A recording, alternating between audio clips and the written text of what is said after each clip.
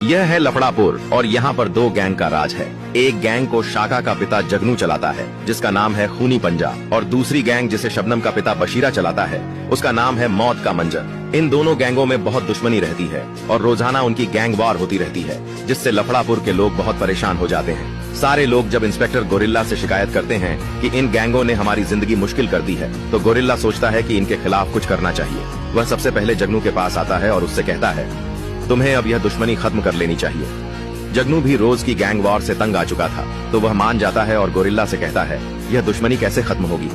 Gorilla कहता है, अब एक ही तरीका है, अगर तुम शाका की शादी शबनम से कर दो तो यह दुश्मनी रिश्तेदारी में बदल जाएगी और खत्म हो जाएगी। जगनू तैयार हो जाता है और जगनू के कहने पर शाका भी मान जाता है। जगनू बशीरा के पास जाता है और कहता है, यह रोज रोज की गैंग वॉर ठीक नहीं है, अब इस दुश्मनी को रिश्तेदारी में बदल दो।